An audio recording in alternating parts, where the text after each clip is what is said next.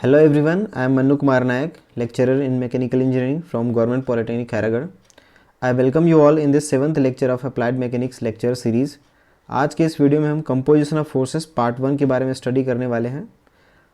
आज के इस वीडियो में composition of forces, resultant force के डेफिनेशन व कॉन्सेप्ट को समझेंगे। कोप्लेनर फोर्स सिस्टम जैसे कि collinear forces, concurrent forces, parallel forces, non parallel non concurrent forces का analytical method to find out the resultant force के बारे में स्टडी करने वाले हैं। साथ ही साथ एक एक न्यूमेरिकल भी देखेंगे। तो आज का वीडियो बहुत ही इंपॉर्टेंट है, मेरे साथ पूरा बने रहिए और वीडियो को लास्ट तक देखिए। चलिए हम अगले स्लाइड पे चलते हैं, कुछ एक्सरसाइज देख लेते हैं। सपोज ये एक बॉडी है, इसमें एक फोर्स राइट डायरेक्शन में लग रहा है and another force is acting in the opposite direction with the same magnitude. अभी मैं आपसे पूछ रहा हूँ कि ये बॉडी, अगर इस बॉडी को अगर एक व्यक्ति एफ मैग्नीट्यूड से राइट साइड खींच रहा है और दूसरा व्यक्ति इसको लेफ्ट साइड खींच रहा है, तो ये बॉडी किस तरफ मूव करेगा? ऑब्वियसली ये बॉडी कहीं भी मूव नहीं करेगा, क्योंकि ये दोनों तरफ से सेम मैग्नीट्यूड का फोर्स इसमें लगाया जाए है और वो भी 180 डिग्री पर विपरीत दिशा में। ठीक है, तो बॉडी कहीं नहीं मूव करने वाला। आगे देखते हैं। इसी को मैं क्या करता हूँ, इस बॉडी पर एक व्यक्ति है जो कि 100 न्यूटन का फोर्स राइट साइड में लगा रहा है और दूसरा व्यक्ति 80 न्यूटन का force in the left side -x direction पे लगा रहा है। दोनों क्योंकि 180 डिग्री है, तो अभी इस केस में क्या होगा, एज्यूमिंग कि फ्रिक्शन 0 है, तो इस केस में अभी क्योंकि रिजल्टेंट फोर्स इस डायरेक्शन पे आ रहा है, तो ये बॉडी इस तरह से मूव होगा। तीसरा केस देख लेते हैं। चलिए, अभी हमारा जो है 100 Newton force is acting in the -x direction and another 100 Newton force is acting in the upward direction। ठीक है, तो इस केस में मुझे बताइए कि बॉडी किस डायरेक्शन में मूव करेगा। It will move in the direction of this 100 newton force और it will act in the direction of this 100 newton force. ये ऊपर जाएगा या body left side -x direction पे जाएगा, ये मुझे बताइए। तो देखिए, इस केस में न तो बॉडी कंप्लीटली -x डायरेक्शन में जाएगा और ना ही कंप्लीटली ऊपर जाएगा, क्योंकि दोनों तरफ से खींच रहे हैं। इधर फोर्स लगाने वाला व्यक्ति चाह रहा है कि ऊपर जाए, इस तरफ फोर्स लगाने वाला व्यक्ति चाह रहा है कि इधर जाए, और दोनों सेम ताकतवर हैं, दोनों सेम फोर्स से खींच रहे हैं इसको। तो बॉडी इस केस में क्या होगा, ये जो लाइन ऑफ एक्शन दिख रहा है, इसमें कहीं ना कहीं दोनों के बीच में, है ना, दोनों के बीच में क्या होगा, कहीं ना कहीं ये जाएगा, न तेरा न मेरा, इस तरह से वो बीचों बीच जाएगा, क्योंकि दोनों सेम मैग्नीट्यूड से हैं। अब सपोज कि इधर अभी मैग्नीट्यूड चेंज कर देता हूँ मैं, ऊपर की डायरेक्शन में 60 न्यूटन का फोर्स लग रहा है, नीचे की डायरेक्शन पे 90 न्यूटन का फोर्स लग रहा है। जब दोनों बराबर होते हैं तो ये ठीक बीचों बीच 45 डिग्री पर जाता है ना। यदि ये दोनों 60 होते तो ठीक 45 डिग्री पर जाता, दोनों के बीच में, न इसका न इसका, दोनों के बीच में जाता है हमेशा। तो अगर ये 60 होते दोनों, या फिर दोनों 90 होते, तो ये ठीक 45 डिग्री बनाता। लेकिन अभी 45 डिग्री ऐसी डायरेक्शन पे जाएगा, क्यों, ये जो है थोड़ा सा शिफ्ट हो जाएगा नीचे की ओर और ये इस तरफ मूव करेगा। ठीक है, ऐसा क्यों हो रहा है अगर देखेंगे, देखिए इस केस में आपका रिजल्टेंट फोर्स 0 है।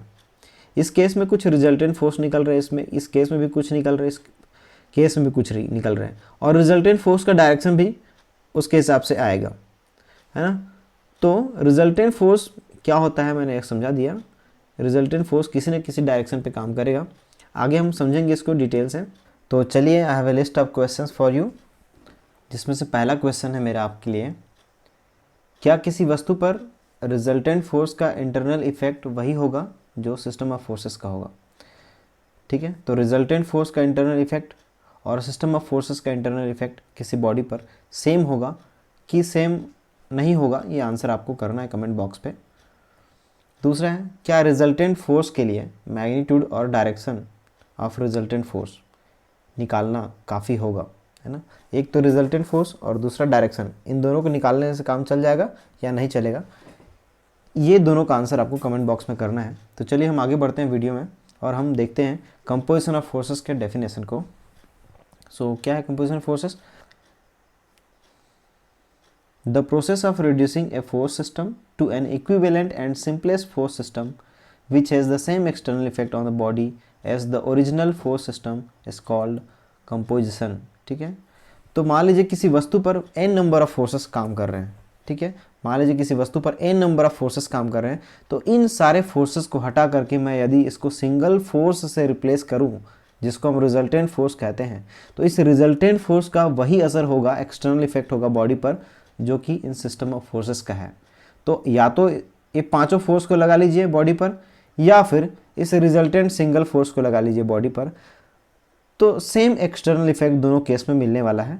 यही हम कंपोजिशन ऑफ फोर्सेस का मतलब हुआ। आगे बढ़ते हैं कि ये तो हुआ एक्सटर्नल इफेक्ट के बारे में, कि एक्सटर्नल इफेक्ट दोनों केस में सेम होने वाला है, या तो रिजल्टेंट फोर्स लगा लीजिए या फिर पांचों सिस्टम ऑफ फोर्सेस को लगा लीजिए, तो दोनों केस में सेम एक्सटर्नल इफेक्ट मिलने वाला है बॉडी पर। लेकिन what about the internal forces, जो हमारा पहला क्वेश्चन है, ठीक है, तो इस केस में अगर देखेंगे, सो 100 newton force is acting in the right side positive x direction and 60 Newton force is acting in the opposite side.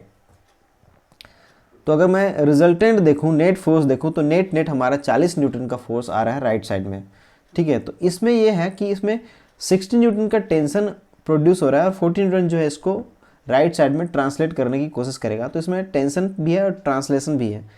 लेकिन यदि मैं इसका कंपोजिशन ऑफ फोर्सेस कर रिजल्टेंट फोर्स फाइंड आउट करता हूँ, तो दैट विल कम 40 न्यूटन, और ऐसा अगर करता हूँ तो इसमें सिर्फ ट्रांसलेशन मिलेगा मुझे, इसमें टेंशन नहीं मिलेगा, एज्यूमिंग कि फ्रिक्शन इज 0, ठीक है।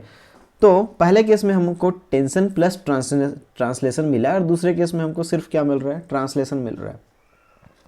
तो इंटरनल इफेक्ट तो चेंज हो सकता है ना, इंटरनल इफेक्ट प्रभावित हो सकता है सिस्टम ऑफ फोर्सेस की वजह से, ठीक है। External effect will be same but internal effect may change because of the resultant force, ठीक है। तो ये हमारा पहला क्वेश्चन का आंसर हो गया, ठीक है, जो हमारा पहला क्वेश्चन था ये। But we have already assumed all bodies are rigid bodies only for this course, so we need not to worry about the internal effects of the forces on the body, ठीक है। हमको ये चिंता करने की आवश्यकता नहीं है कि इंटरनल इफेक्ट क्या होने वाला है। We are only going to study about the external effects of the body, of the forces on the body in this course. चलिए हम आगे बढ़ते हैं फोर्स सिस्टम पे। हम जानते हैं कि हमारे पास एक फोर्स सिस्टम है, जिसके बारे में, इस फोर्स सिस्टम के बारे में डिटेल से स्टडी किया है लेक्चर नंबर 6 पे। तो कृपया आप पहले जा करके उसे देख लीजिए, जिसका लिंक आई बटन पे आ रहा होगा ऊपर, या फिर आपको डिस्क्रिप्शन बॉक्स में भी इसका लिंक मिल जाएगा।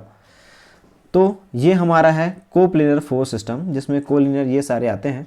तो हम रिजल्टेंट फोर्स किसका फाइंड आउट करने वाले हैं, हम रिजल्टेंट फोर्स फाइंड आउट करने वाले हैं ये कोप्लेनर फोर्स सिस्टम का, 2D कोप्लेनर फोर्स सिस्टम का ही हम लोग रिजल्टेंट फाइंड आउट करने वाले हैं। हम नॉन कोप्लेनर फोर्स सिस्टम का रिजल्टेंट फाइंड आउट नहीं करने वाले हैं इन दिस कोर्स।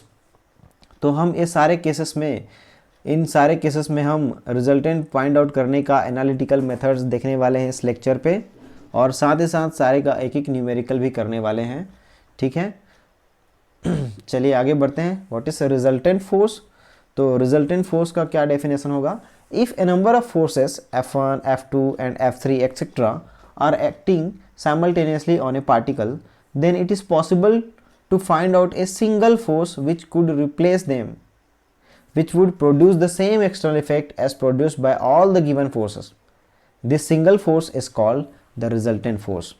ठीक है, तो क्या बोल रहे हैं? मान लीजिए किसी वस्तु पर n नंबर ऑफ फोर्सेस लगा है, तो n नंबर को हटा करके मैं उसके बदले में एक सिंगल फोर्स लिख दूंगा, सिंगल फोर्स बना दूंगा, डाल दूंगा, जिसका उस बॉडी पर वही एक्सटर्नल इफेक्ट होने वाला है जो कि पूरे सिस्टम ऑफ फोर्सेस का होने वाला है, जिसको हमने पहले भी देख लिया है, ठीक है। तो मान लेते हैं एक बॉडी पर F1 और F2 दो फोर्स लगा है, दोनों के बीच का एंगल थीटा डिग्री है। तो हम एनालिटिकल मेथड से हमारा जो आता है, हम कैसे इसका हम लोग प्रूफ देखने वाले हैं। हमारा मान लेते हैं कि सपोज इनके बीच में, दोनों F1 और F2 के बीच में कहीं ना कहीं रिजल्टेंट फोर्स आएगा, ठीक है। मान लेते हैं रिजल्टेंट फोर्स R है और रिजल्टेंट फोर्स F1 से अल्फा एंगल बना रहा है, फोर्स F1 से अल्फा एंगल बना रहा है। कहाँ से बना रहा है वो बहुत इंपॉर्टेंट है, ठीक है। तो हमारे पास क्या हो जाएगा, इसका रिजल्टेंट फोर्स आ जाएगा। अब हमारे पास मेथड्स हैं, हमारे पास डिफरेंट मेथड्स हैं रिजल्टेंट फोर्स फाइंड आउट करने के लिए, कैलकुलेट करने के लिए, वो हम आगे देखते हैं। तो हमारे पास दो मेथड हैं। पहला मेथड है हमारा एनालिटिकल मेथड है और दूसरा है ग्राफिकल मेथड। एनालिटिकल मेथड में आपको कैलकुलेटर की आवश्यकता है, फॉर्मूले होंगे हमारे पास और हमारा एग्जैक्ट आंसर निकलने वाला है क्योंकि हमारे पास फॉर्मूला है। ग्राफिकल मेथड में हमको अप्रोक्स आंसर मिलेगा। हमको इसके केस में ग्राफ पेपर चाहिए, रूलर स्केल चाहिए, प्रोटेक्टर चाहिए, हमको एंगल नापना है, लेंथ नापना है और उसके हिसाब से फोर्स डायग्राम बना करके उसका रिजल्टेंट फाइंड आउट करना है। तो हमको थोड़ा एरर मिल सकता है इस केस में, क्योंकि हमारा ड्राइंग परफेक्ट नहीं हो सकता, कुछ ना कुछ एरर जरूर आएगा इसमें। अप्रोक्स आंसर मिलने वाला है आपको ग्राफिकल मेथड से। तो ग्राफिकल मेथड में भी हमारे पास 3 लॉस हैं जिनकी बेसिस पर हम ग्राफ पेपर में हम रिजल्टेंट फाइंड आउट कर सकते हैं। पहला है हमारा ट्रायंगल लॉ ऑफ फोर्सेस या law of triangle of forces, दूसरा है पैरेललोग्राम लॉ ऑफ फोर्सेस, तीसरा है पॉलीगन लॉ ऑफ फोर्सेस।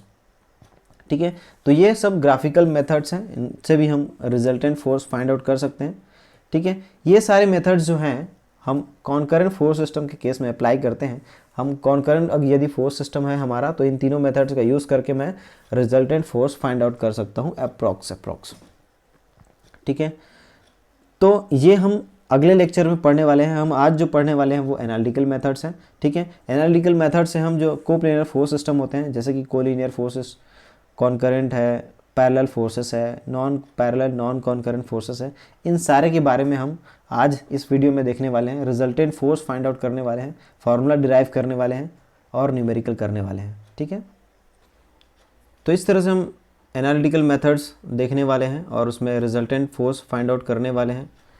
ठीक है, सबसे इम्पॉर्टेंट जो है हमारा, ये तो कोलिनियर फोर्सेस के लिए हमारा रिजल्टेंट फाइंड आउट करना बहुत ही सिंपल है, बहुत सिंपल है। फोर्सेस कोलिनियर है तो प्लस होंगे डायरेक्ट या फिर माइनस होंगे डायरेक्ट, है ना। जिधर ज़्यादा फोर्स होगा उस तरफ रिजल्टेंट का डायरेक्शन आएगा। कॉन्करेंट फोर्स सिस्टम, ठीक है, इस फोर्स सिस्टम से मैक्सिमम नंबर ऑफ न्यूमेरिकल आएंगे। मान लीजिए आपकी कोर्स में पूरा न्यूमेरिकल कॉन्करेंट फोर्स सिस्टम से ही होगा। ठीक है, तो बहुत ही इंपॉर्टेंट है, द मोस्ट इंपॉर्टेंट है। इसमें से बहुत सारे न्यूमेरिकल हम आगे भी करेंगे। ठीक है, पैरेलल फोर्सेस के केस में हम लोग देखेंगे। ठीक है, किस तरह से हम लोग पैरेलल फोर्सेस के केस में हम रिजल्टेंट फाइंड आउट करना, और ये भी हम लोग नॉन कॉन्करेंट फोर्सेस के केस में हम लोग देखने वाले हैं रिजल्टेंट फोर्स कैसे करना है, और साथ ही साथ न्यूमेरिकल करेंगे। तो हमारा सबसे महत्वपूर्ण है कॉन्करेंट फोर्स सिस्टम। तो चलिए सबसे पहले हम कोप्लेनर पैरेलल फोर्सेस का रिजल्टेंट फोर्स फाइंड आउट करना सीखेंगे। एक केस ले लेते हैं हम, एक बीम है F1 F2 ऊपर की ओर लग रहा है, F3 फोर्स नीचे की ओर लग रहा है। इसमें रिजल्टेंट फोर्स फाइंड आउट करेंगे हम, और रिजल्टेंट फोर्स का डायरेक्शन भी हम जानने की कोशिश करेंगे। ठीक है, तो क्या करता हूँ मैं, एज्यूम कर लेता हूँ कि अपवर्ड फोर्स मेरा पॉजिटिव है और डाउनवर्ड फोर्स मेरा निगेटिव है। तो मेरा इस तरह से कुछ अपवर्ड फोर्स को पॉजिटिव लूँगा तो resultant force R = F1 + F2 - F3 निकलेगा। ठीक है, और इसका डायरेक्शन क्या होगा, रिजल्टेंट फोर्स का अपवर्ड डायरेक्शन होगा। ठीक है, क्योंकि R का मैं अपवर्ड डायरेक्शन ले रहा हूँ इसलिए पॉजिटिव है, F1 F2 ऊपर की ओर लग रहे हैं इसलिए पॉजिटिव है, F3 निगेटिव इसलिए नीचे की ओर लग रहा है। तो इस तरह से हमारा रिजल्टेंट फोर्स मिलेगा अपवर्ड डायरेक्शन में। अगर मैं ये एज्यूम करके चल रहा हूँ कि F1 और F2 जो है दोनों मिला करके F3 से बड़े हैं, ये तो मुझे रिजल्टेंट फोर्स पता चल गया। और इसमें एंगल क्या है, या तो वो ऊपर होगा या फिर नीचे होगा। हमारा क्या होगा, हमारे इस केस में ऐसा होने वाला है, ऊपर की ओर लगने वाला है रिजल्टेंट फोर्स, है ना। लेकिन कौन सी पॉइंट पर लगेगा एग्जैक्टली, किस पॉइंट पर लगेगा, है ना, वो मुझे नहीं पता। क्या आप बता सकते हैं कि ये रिजल्टेंट फोर्स इस पॉइंट पर लगने वाला है, या इस पॉइंट पर लगने वाला है, या इस पॉइंट पर लगने वाला है, या किसी यहाँ पर किस पॉइंट पर लगने वाला है। तो मुझे अभी सिर्फ रिजल्टेंट फोर्स का मैग्नीट्यूड पता है और डायरेक्शन पता है, ऊपर की ओर होगा, है ना। मैं F1 + F2 > F3 लेकर के चल रहा हूँ। तो लेकिन किस पॉइंट पर लगेगा उसको निकालने के लिए मुझे थोड़ा सा और मेहनत करने की आवश्यकता है। देखिए ये केस ऐसा हो गया, मान लेता हूँ कि ये पॉइंट A से X डिस्टेंस पर एक्ट कर रहा है। ठीक है, हम रिजल्टेंट फोर्स के डेफिनेशन से समझे हैं कि system of forces F1 F2 F3 का एक्सटर्नल इफेक्ट इस बॉडी पर उतना ही होगा जितना कि इस रिजल्टेंट फोर्स R का इस बॉडी पर एक्सटर्नल इफेक्ट होगा। तो एक्सटर्नल इफेक्ट दोनों के केस में सेम होने वाला है। ठीक है, एक्सटर्नल इफेक्ट इंटरनल इफेक्ट के ऊपर में हमने डिटेल से वीडियो बनाया है लेक्चर नंबर 1 पे, आप उसको भी एक बार ज़रूर देख सकते हैं। चलिए तो हम क्या करते हैं, इसके मोमेंट को हम लोग कैलकुलेट करना सीखते हैं। तो पहले मैं बता देता हूँ कि मोमेंट क्या होता है।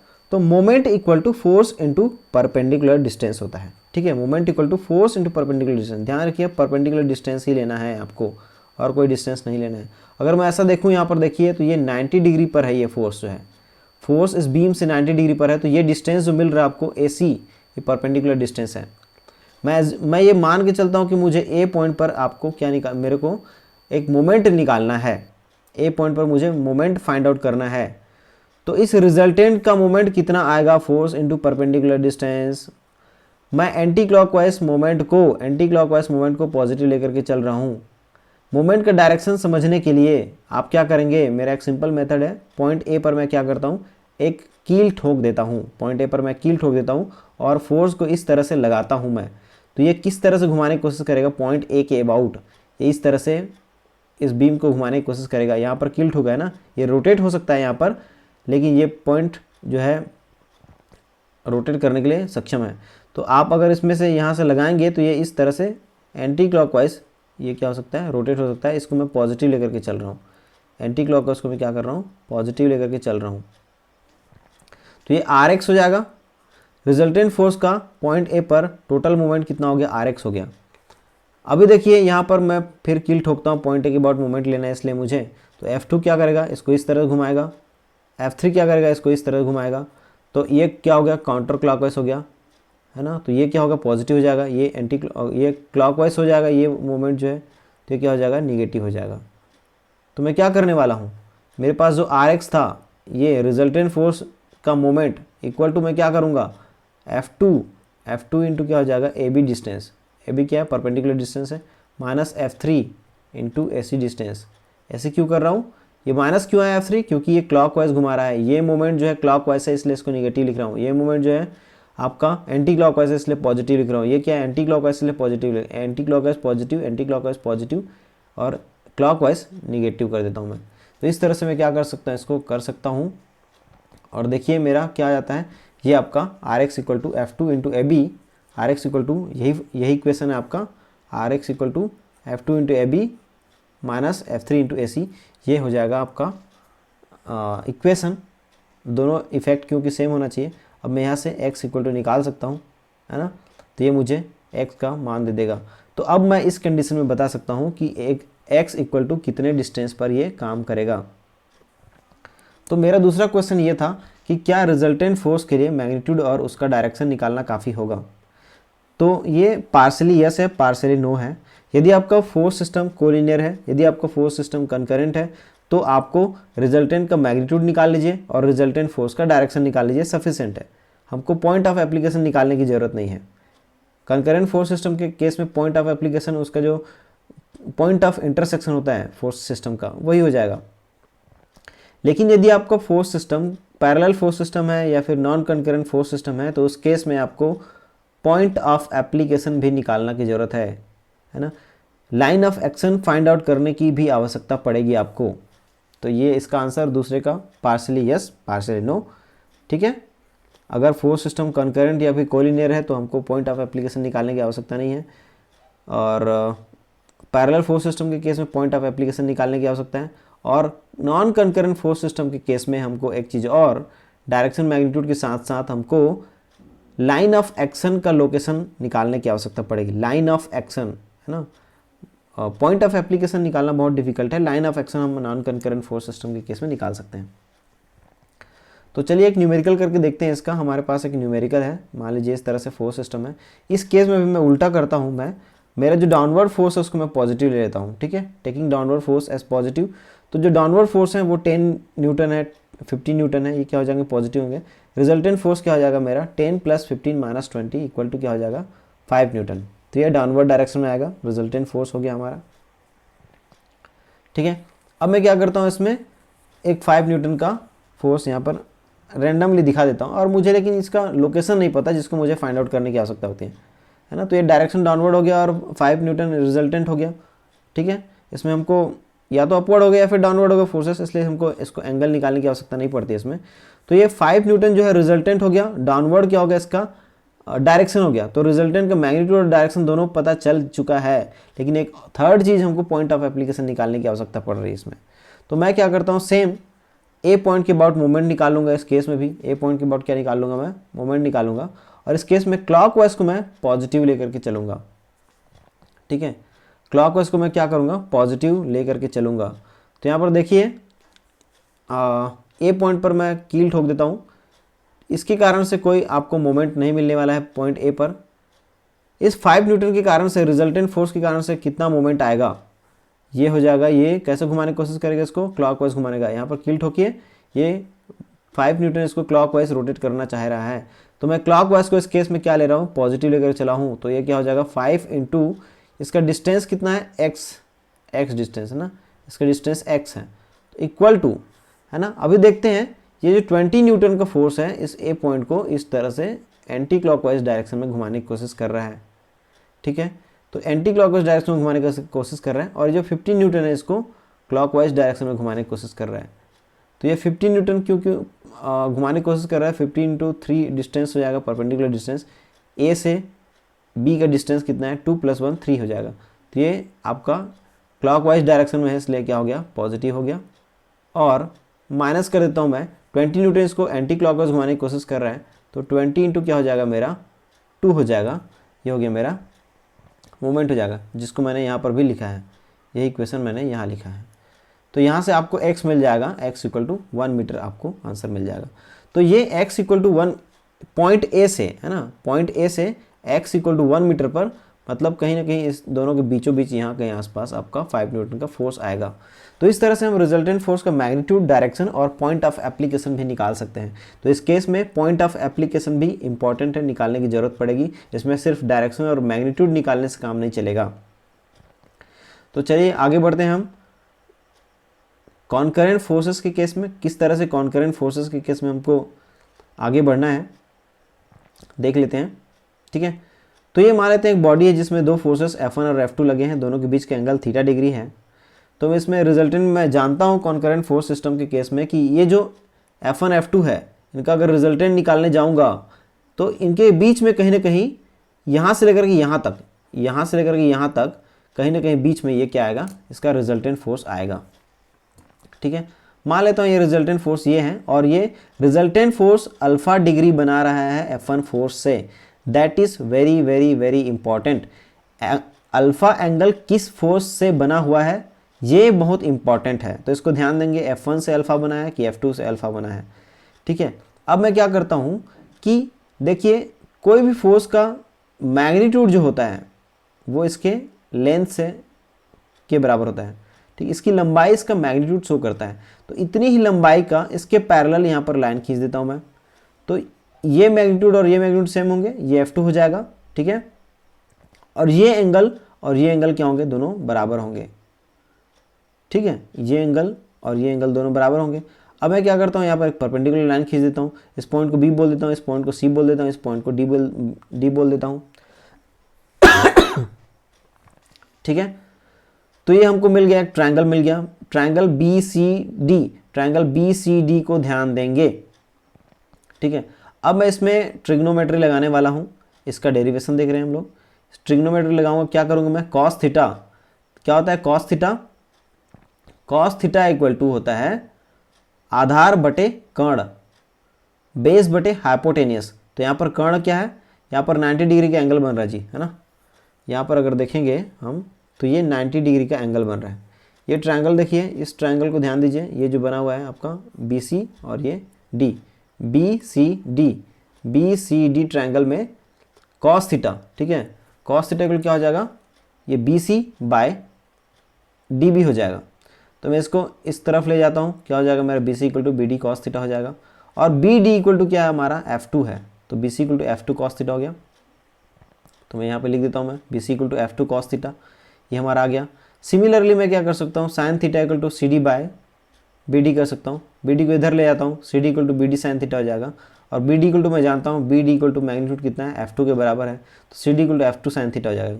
तो मैं इसको यहाँ लिख देता हूँ F2 sin थीटा, तो ये हो गया F2 cos थीटा, ये हो गया F2 sin थीटा। अब इस ट्रायंगल को भूल जाइए, ये ट्रायंगल भूल जाएगा, बड़े वाले ट्रायंगल को देखिए, ट्रायंगल ACD, ट्रायंगल ACD को ध्यान दीजिए, इसमें आप पाइथागोरस प्रमेय लगाइए, पाइथागोरस थ्योरम लगाइए। ट्रायंगल ACD में क्या आता है, कर्ण का स्क्वायर इक्वल टू लंब का स्क्वायर प्लस आधार का स्क्वायर। इस फॉर्मूला से हमारा आधार कितना बन रहा है, देखिए आधार जो है यहाँ से यहाँ तक का डिस्टेंस जो है, यहाँ से यहाँ तक का डिस्टेंस F1 है, और यहाँ से यहाँ तक का डिस्टेंस C तक का डिस्टेंस F2 cos थीटा है। तो हमारा आधार हो गया, हमारा बेस हो गया F1 + F2 cos थीटा, और लंब परपेंडिकुलर कितना हो गया, F2 sin थीटा, और यहाँ पर हमारा जो हाइपोटेनियस है कर्ण है वो r हो गया। तो यहाँ पर मैं अगर रखूँगा तो r स्क्वायर इक्वल टू ये आधार का स्क्वायर क्या हो जाएगा, f1 plus f2 cos theta हो गया का स्क्वायर हो गया, और ये परपेंडिकुलर के स्क्वायर f2 साइन थीटा का होल स्क्वायर हो जाएगा। इसको मैं ओपन करता हूँ, a प्लस बी का होल स्क्वायर लगाइए, इसमें क्या हो जाएगा f1 का स्क्वायर प्लस f2 का square plus 2 ab cos theta होता है, तो मैंने वही कर दिया, इसमें f2 हो जाएगा यहाँ पे। अब क्या करेंगे, इसमें से r स्क्वायर है यहाँ पर, ये f2 square cos square theta f2 square sine square theta, यहाँ से f2 स्क्वायर को कॉमन लेंगे तो क्या बचेगा, कॉस स्क्वायर थीटा और साइन स्क्वायर थीटा बचेगा अंदर में, जो कि sine square theta plus cos square theta equal to क्या होता है, 1 होता है, आप जानते हैं इसको। तो मेरा फाइनली कुछ इस तरह से मिल जाएगा, f1 square plus f2 square plus 2f1 f2 cos theta. Under root करिए दोनों तरफ, r इक्वल टू क्या मिलेगा आपको, f1 का स्क्वायर प्लस f2 का square plus 2f1 f2 cos theta. Sorry, यहाँ पर f1 का स्क्वायर प्लस f2 का स्क्वायर होगा, ये जो दिख रहा है आपको, ये f1 का स्क्वायर प्लस f2 का स्क्वायर होगा plus 2f1 f2 cos theta हो जाएगा। ठीक है, तो मैं रिजल्टेंट फोर्स पा गया। अब मुझे इसका डायरेक्शन निकालना है, टेन अल्फा निकालना है। तो आप जानते हैं टेन अल्फा इक्वल लंब बटे आधार होता है। लंब कितना है, f2 साइन थीटा है, आधार कितना है आपका f1 plus f2 cos theta है। रख दीजिए यहाँ पर tan alpha equal to f2 sine theta upon f1 plus f2 cos theta हो गया। ये आपका आ गया, डायरेक्शन आ गया। तो यहाँ से आपको रिजल्टेंट फोर्स का मैग्नीट्यूड, यहाँ से आपको रिजल्टेंट फोर्स का डायरेक्शन मिल जाएगा। ठीक है, ये अल्फा कहाँ से बना हुआ है, that is very very important. यहाँ पर जो अल्फा बना है रिजल्टेंट फोर्स और फोर्स F1 के बीच में एंगल बना हुआ है, तभी हमारा फॉर्मूला आ रहा है ना।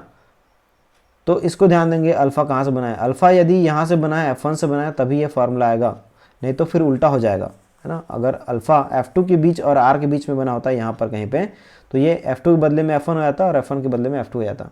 तो ध्यान देंगे कहाँ से अल्फा बना हुआ है, बहुत इंपॉर्टेंट है। इसका कुछ केसेस देख लेते हैं।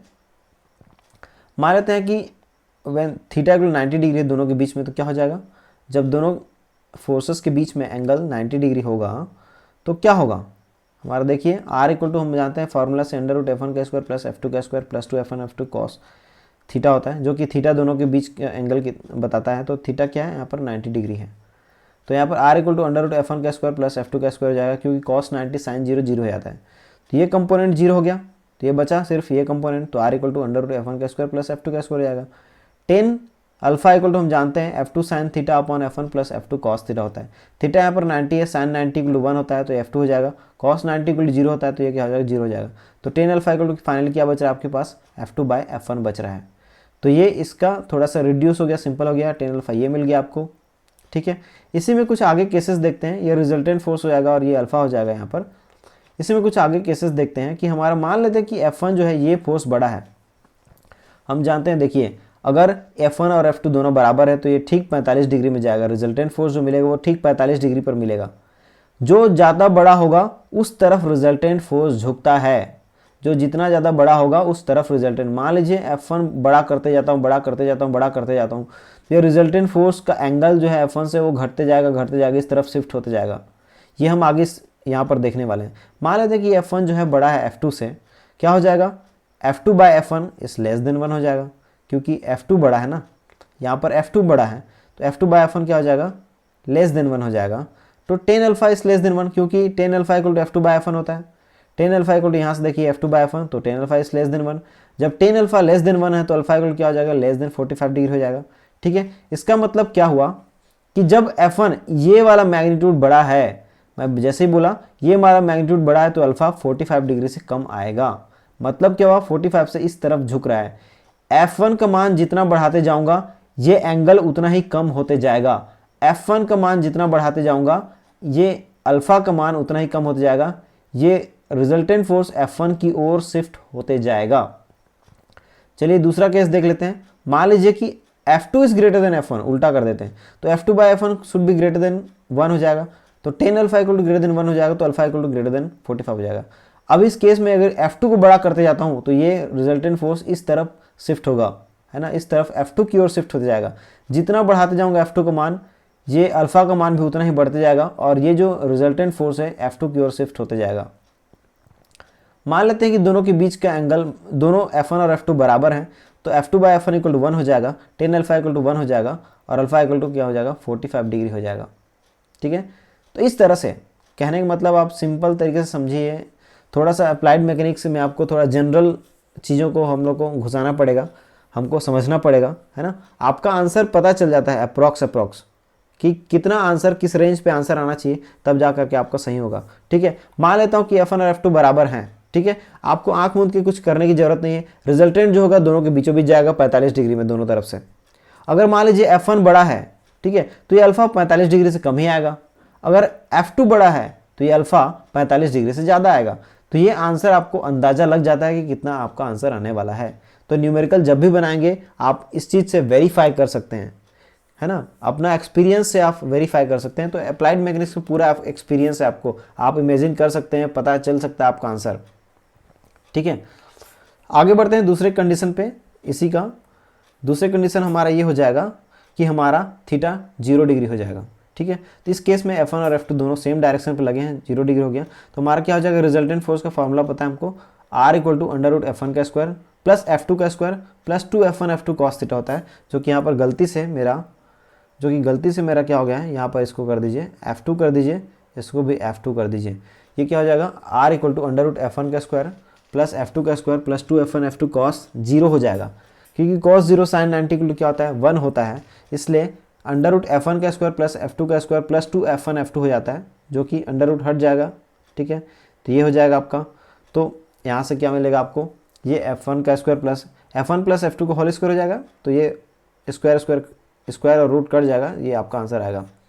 इसका मतलब ये है कि जब फोर्सेस सेम डायरेक्शन में काम करते हैं तो दोनों को डायरेक्टली जोड़ दीजिए, और रिजल्टेंट फोर्स का डायरेक्शन भी किधर आएगा, जिधर फोर्सेस लगे उसी डायरेक्शन में आएगा। जैसे मान लीजिए यहाँ से निकाले टेन अल्फा = F2 sin 0 हो जाएगा, upon F1 plus F2 cos 0 हो जाएगा।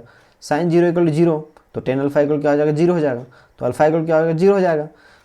तो हमारा यदि फोर्सेस सेम डायरेक्शन में लगे हुए हैं, ठीक है, यदि हमारा फोर्सेस सेम डायरेक्शन में लगे हुए हैं तो दोनों को जोड़ दीजिए डायरेक्ट, और रिजल्टेंट फोर्स जो है इसी डायरेक्शन पे आएगा, मतलब थीटा = 0 पे आएगा, अल्फा = 0 पर आएगा।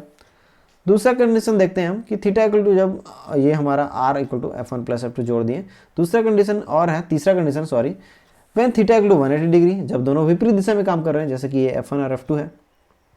तो हम क्या करेंगे इस केस में, देखते हैं आगे। R = √F1 का स्क्वायर प्लस F2 का square plus 2F1 F2 cos 180 हो जाएगा। तो cos 180 = माइनस cos 0 हो जाता है, तो ये हो जाएगा आपका माइनस F1 F2 हो जाएगा। तो ये F1 माइनस F2 का होल स्क्वायर है ये फॉर्मूला, तो R = F1 माइनस F2 हो जाएगा। ठीक है, मतलब जब विपरीत दिशा में काम करते हैं तो दोनों को माइनस कर देना है। तो इसमें बड़े फोर्स से छोटे फोर्स को माइनस कर दीजिए। तो टेन अल्फा = भी आप आराम से निकाल सकते हैं 0 डिग्री, अल्फा = 0 डिग्री हो जाएगा। तो जब दोनों फोर्सेस अपोजिट डायरेक्शन में काम करते हैं तो बड़े फोर्स में से छोटे फोर्स को घटा दीजिए, आपको मैग्नीट्यूड मिल जाएगा फोर्स का, रिजल्टेंट फोर्स का, और डायरेक्शन बड़े फोर्स की डायरेक्शन की तरफ आएगा। जिधर भी डायरेक्शन है बड़े फोर्स का, उस तरफ आपका रिजल्टेंट फोर्स का डायरेक्शन आएगा। ठीक है, तो ये हो गया हमारा case number 2 and case number 3। क्या आप केस नंबर 2 और केस नंबर 3 को देख के ये बता सकते हैं कि ये दोनों कोलिनियर फोर्स सिस्टम का एग्जाम्पल है। ठीक है, ये दोनों क्या है, आपका कोलिनियर फोर्स सिस्टम का एग्जाम्पल है। ठीक है, तो हमको कोलिनियर फोर्स सिस्टम में डायरेक्ट प्लस या माइनस करना है। सेम डायरेक्शन में तो प्लस कर दीजिए, विपरीत दिशा में तो बड़े फोर्स से छोटे फोर्स को घटा दीजिए, और बड़े फोर्स के डायरेक्शन में आपका रिजल्टेंट फोर्स आएगा। तो हम कोलिनियर केस में हम लोग इसको कोलिनियर फोर्सेस सिस्टम को हम इस तरह से कर सकते हैं। तो हमारा पहला हो गया पैरेलल फोर्सेस का हो गया, उसके बाद हमारा कॉन्करेंट फोर्सेस का हो गया, और ये हो गया हमारा कोलिनियर फोर्स सिस्टम का हो गया, जिसका एक न्यूमेरिकल अभी देखते हैं आगे। मान लेते हैं दो फोर्सेस हैं, 100 न्यूटन 150 न्यूटन, दोनों के बीच का एंगल 45 डिग्री है। ठीक है, देखिए आंसर कैसे पता करना है आपको, है ना। एग्जैक्ट आंसर नहीं पता चलेगा, लेकिन आपको आपका जो आंसर निकला है वो सही है कि नहीं, आप उसको चेक जरूर कर सकते हैं, है ना। अगर देखेंगे यहाँ पर 100 न्यूटन है, इधर देखेंगे 150 न्यूटन है, तो ये जो रिजल्टेंट फोर्स आएगा कितना आएगा, यदि दोनों सेम डायरेक्शन पे काम करेंगे तो 250 न्यूटन होगा। तो मतलब रिजल्टेंट फोर्स जो होगा 250 न्यूटन से कम होगा। रिजल्टेंट फोर्स जो आने वाला है वो 250 न्यूटन से कम ही आने वाला है, ये चीज़ पता चल गया। और क्योंकि दोनों के बीच के एंगल 45 डिग्री है ना, जब दोनों के बीच के एंगल 90 डिग्री से कम होता है तो दोनों का बड़े फोर्स से भी ज़्यादा आपका रिजल्टेंट फोर्स आता है। मतलब आपका जो रिजल्टेंट फोर्स होगा वो 150 न्यूटन से बड़ा होगा, और दोनों को 250 न्यूटन से कम होगा। ठीक है, तो 150 से 250 के बीच में आपका रिजल्टेंट फोर्स का मैग्नीट्यूड आने वाला है। और डायरेक्शन किधर आएगा, देखिए अगर दोनों समान होते तो ये ठीक 22.5 डिग्री पर जाता, ठीक 22.5 डिग्री पर इसका रिजल्टेंट फोर्स आता बीचों बीच। लेकिन क्योंकि 150 न्यूटन जो है ज़्यादा है, इसलिए इस तरफ जाएगा ये। ठीक है, तो मैं क्या करता हूँ, मेरा प्रैक्टिस ये है कि मैं अल्फ़ा जो निकालता हूँ 100 न्यूटन से निकालता हूँ। तो मेरा अल्फ़ा अगर 100 न्यूटन से निकालूंगा यहाँ पर, तो वो 22.5 से ज़्यादा आना चाहिए।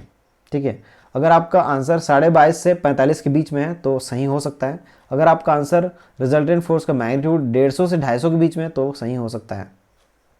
आगे बढ़ते हैं, सॉल्यूशन कैसे देना है इसका। जब आप एग्जाम में लिखेंगे तो सॉल्यूशन करेंगे, गिवन डाटा लिखेंगे, है ना, गिवन डाटा लिखेंगे। Force F1 equal 100 newton, force F2 equal to 150 newton, और क्या दिया है हमारे को, angle between forces theta equal to 45 degree दिया है। आगे देखते हैं, एज्यूम करके चलते हैं कि हमारा जो रिजल्टेंट फोर्स है वो 100 न्यूटन फोर्स से अल्फा डिग्री बना रहा है। ठीक है, तो we know that R resultant force equal to हम क्या जानते हैं, अंडर रूट F1 का स्क्वायर प्लस F2 का square plus 2F1 F2 cos theta. यहाँ पर F1 100 न्यूटन लेकर के चल रहा हूँ, F2 150 न्यूटन हो जाएगा और दोनों के बीच का थीटा डिग्री 45 डिग्री हो जाएगा। तो यहाँ से आप रिजल्टेंट 232 निकाल सकते हैं। पॉज कीजिए वीडियो को और आंसर निकालिए। जब भी मैं आपको न्यूमेरिकल यहाँ पर सॉल्व करता हूँ तो आप पॉज करके देख सकते हैं वीडियो को और अपना कैलकुलेशन कर सकते हैं। ठीक है, तो 232 न्यूटन, देखिए अब मेरा आंसर 150 से ज़्यादा है और 250 से कम है, मतलब मेरा आंसर सही हो सकता है। एक तो कॉन्फिडेंस आ जाता है। अब हम निकालते हैं इसका अल्फा निकालते हैं। Tan alpha equal to F2 sine theta upon F1 plus F2 cos theta होता है। अब जानते हैं F2 मेरा 150 है, तो यहाँ से मेरा क्या निकल जाएगा, अल्फा निकल जाएगा, टेन अल्फा निकल जाएगा। अल्फा इक्वल टू आ रहा है मेरा कितना आएगा, अल्फा इक्वल टू आ रहा है ये कुछ 27 डिग्री आ रहा है। ठीक है, तो मेरा आ गया यहाँ पर रिजल्टेंट फोर्स आ गया। मैं इस तरह से लास्ट में क्या करूँगा, मेरे पास जगह नहीं था इसलिए मैं यहाँ पर बना रहा हूँ। अल्फा इक्वल टू 27.235 डिग्री आपका क्या आ गया, रिजल्टेंट फोर्स आ गया। तो देखिए मैं क्या बोला था, 22.5 से ज़्यादा होगा और 45 से कम होगा। ठीक है, आ रहा है 22.5 से ज़्यादा है और 45 से कम है। तो इस तरह से आप अपने आंसर को वेरीफाई कर सकते हैं। ठीक है, रिजल्टेंट फोर्स 150 से ज़्यादा होना चाहिए था क्योंकि दोनों के बीच का एंगल 90 डिग्री से कम है, और 250 से कम होगा क्योंकि अगर दोनों सेम डायरेक्शन पर भी काम करेंगे तो मैक्सिमम आपका 250 तक जाएगा। इसलिए 150 से 250 के बीच में आपका आंसर आना था, जो कि 232 आया तो सही है। अल्फा क्योंकि दोनों सेम होते हैं, सेम मैग्नीट्यूड के होते हैं, तो बीचों बीच आता, मतलब 22.5 पे जाता। लेकिन ये वाला फोर्स बड़ा है, 150 न्यूटन का है, इसलिए इसकी ओर शिफ्ट होगा। तो इसकी ओर शिफ्ट होगा तो क्या हो जाएगा, अल्फा आपका बढ़ जाएगा। तो ये हो गया आपका आंसर। ठीक है, तो इस तरह से आप आंसर को वेरीफाई कर सकते हैं। ये तो रहा हमारा कॉन्करेंट फोर्स सिस्टम के केस में किस तरह से हमको रिजल्टेंट फोर्स का मैग्नीट्यूड और डायरेक्शन निकालना है, ये हमने देख लिया। आगे बढ़ते हैं हम नॉन कॉन्करेंट फोर्स सिस्टम के केस में। नॉन कॉन्करेंट फोर्स सिस्टम के केस में हमको रिजल्टेंट फोर्स का मैग्नीट्यूड, उसका डायरेक्शन और रिजल्टेंट फोर्स का लाइन ऑफ एक्शन भी कैलकुलेट करने की आवश्यकता पड़ेगी। एग्जैक्टली किस पॉइंट पर एक्ट कर रहा है ये बताना बहुत ही मुश्किल है, बट हम उसका लाइन ऑफ एक्शन भी कैलकुलेट कर सकते हैं नॉन कंकरेंट फोर्स सिस्टम के केस में। चलिए, हमारे पास एक ऑब्जेक्ट है जिसमें 3 फोर्सेस लगे हैं। तीनों फोर्सेस नॉन कंकरेंट हैं क्योंकि तीनों एक ही बिंदु पर इंटरसेक्ट नहीं करते हैं। F1 का लाइन ऑफ एक्शन हो गया, F3 का लाइन ऑफ एक्शन हो गया, ये F1 का लाइन ऑफ एक्शन हो गया और ये F2 का लाइन ऑफ एक्शन हो गया। F1 और F3 इस बिंदु पर मिल रहे हैं जिसको पॉइंट O दे देता हूँ मैं। F2 F1 इस बिंदु पर मिलेंगे, F1 F2 F3 इस बिंदु पर कहीं ना कहीं मिलेंगे। लेक्चर नंबर 5 में हमने principle of transmissibility of forces के बारे में डिटेल से स्टडी किया है, डिटेल से मैंने डिस्क्राइब किया है, उस वीडियो को आप ज़रूर देखना। तो आगे बढ़ते हैं हम। ये एज्यूम करके चल रहा हूँ कि आप principle of transmissibility of forces जानते हैं। उसके तहत मैं इस फोर्स F1 को इसके लाइन ऑफ एक्शन पे स्लाइड कर सकता हूँ। ठीक है, इसको हम क्या कर सकता हूँ, स्लाइड कर सकता हूँ, और मैं F3 को भी स्लाइड कर सकता हूँ उसके लाइन ऑफ एक्शन पे। ये दोनों क्या हो गए, इस पॉइंट से निकलते हुए दिख रहे हैं अभी। F2 को भी मैं इसके principle of transmissibility of forces से मैं इसको क्या कर देता हूँ, ट्रांसफ़र कर देता हूँ। चलिए मैं इसको रीड्रॉ करता हूँ इधर। ठीक है, इसको मैं रीड्रॉ करता हूँ इस तरफ।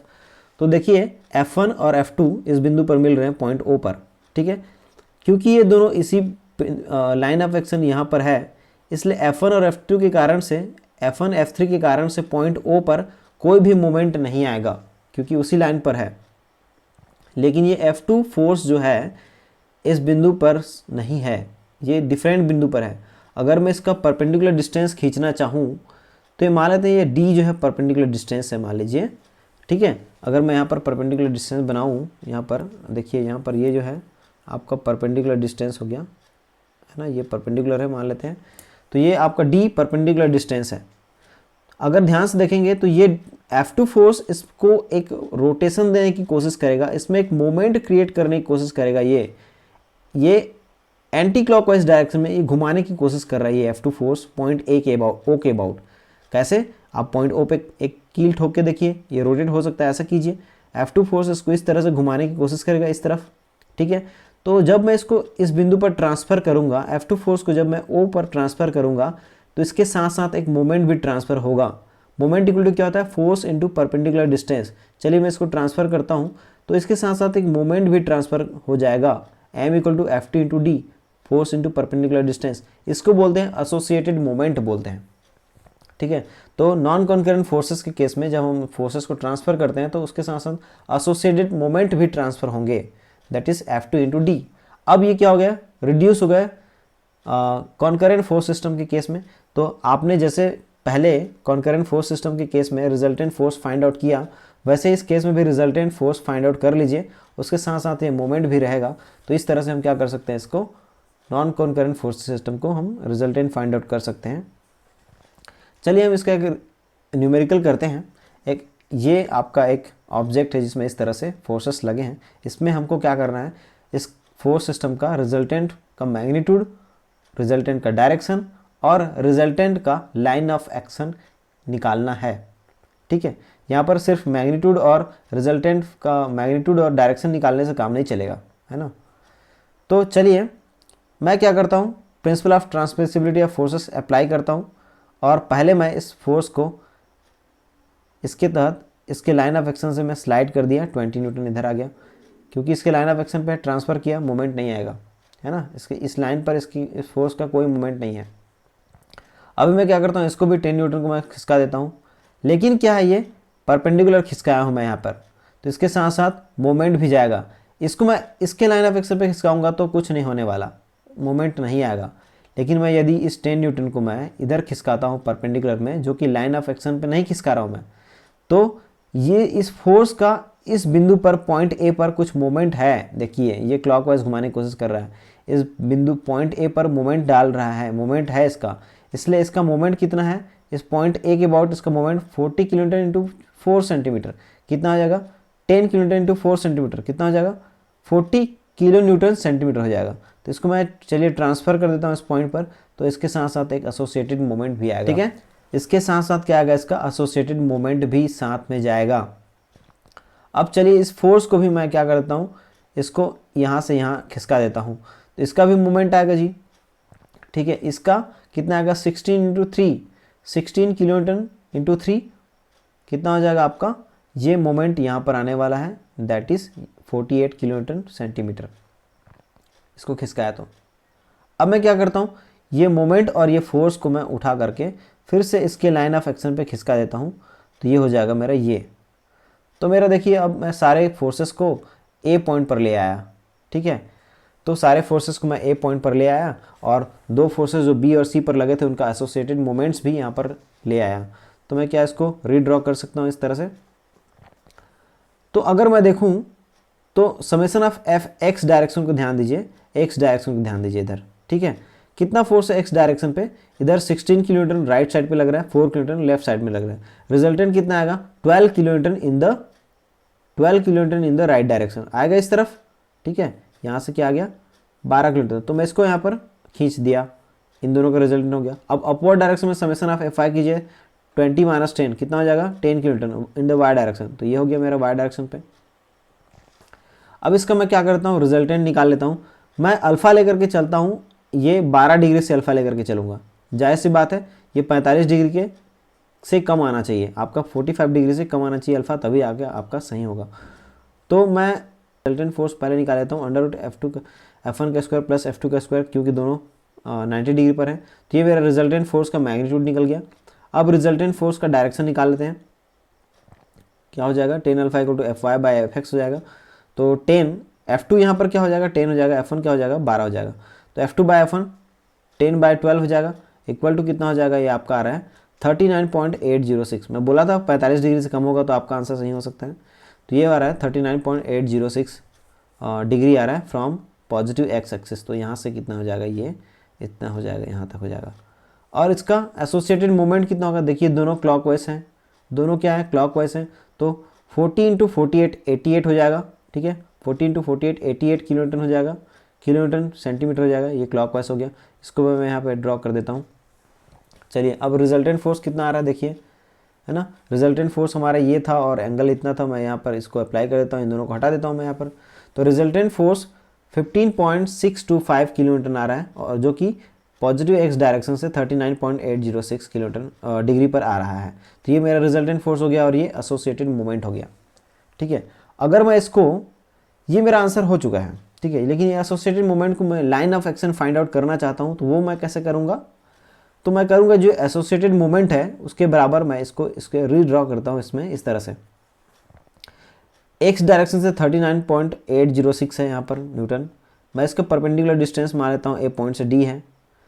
तो ये डी डिस्टेंस कैसे कैलकुलेट करेंगे, है ना। ये देखिए ये क्लॉकवाइज मूवमेंट है, ए पॉइंट पर क्लॉकवाइज मूवमेंट आना चाहिए।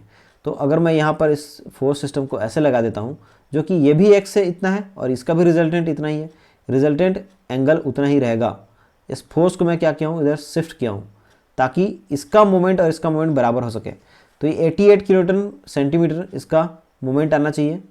तो यहाँ पर देखिए ये मोमेंट कितना है, ये मोमेंट इस फोर्स के कारण से मिलना चाहिए। तो फोर्स के कारण से मोमेंट कितना मिलेगा, मान लीजिए परपेंडिकुलर डिस्टेंस डी है, तो ये force into perpendicular distance equal to हो जाएगा 88 किलोन्यूटन सेंटीमीटर हो जाएगा। तो यहाँ से मैं डी की वैल्यू निकाल सकता हूँ, डी इक्वल टू 5.634 सेंटीमीटर हो जाता है, ठीक है। ये डी मिल गया, ये परपेंडिकुलर डिस्टेंस मिल गया। अब मुझे क्या मिल गया, पूरा इसका मैग्नीट्यूड, डायरेक्शन और इसका जो लाइन ऑफ एक्शन है उसका लोकेशन मिल गया मुझे, ठीक है। ये कितना है 5.634 सेंटीमीटर पे यहाँ से इस तरफ लग रहा है, ठीक है। अब ये इस लाइन ऑफ एक्शन पे ये कहीं पर भी लगा हुआ हो सकता है, यहाँ से लेकर के यहाँ तक, यहाँ से लेकर के यहाँ तक, ये कहीं पर भी लगा हुआ हो सकता है, हमको ये पता नहीं है। लेकिन ये लाइन ऑफ एक्शन इतने से परपेंडिकुलर डिस्टेंस पर, ए से 5.634 परपेंडिकुलर डिस्टेंस पर होगा, ये मुझे पता है। तो हम लोग इतना तक हम लोग इसको क्या कर सकते हैं, सॉल्व कर सकते हैं। तो चलिए आज की वीडियो में हमने रिजल्टेंट फोर्स क्या होता है, कंपोजिशन ऑफ फोर्सेस क्या है, उनके डेफिनेशंस, कॉन्सेप्ट्स और collinear force system, concurrent force system, parallel force system, non concurrent non parallel force system के केस में रिजल्टेंट फोर्स, रिजल्टेंट का डायरेक्शन और point of application, line of application निकालना सीखें। I hope you like the video. तो चलिए, if you like the video content of this video and got to learn something new, then please like this video, subscribe the channel and hit the bell icon for regular updates. Thank you.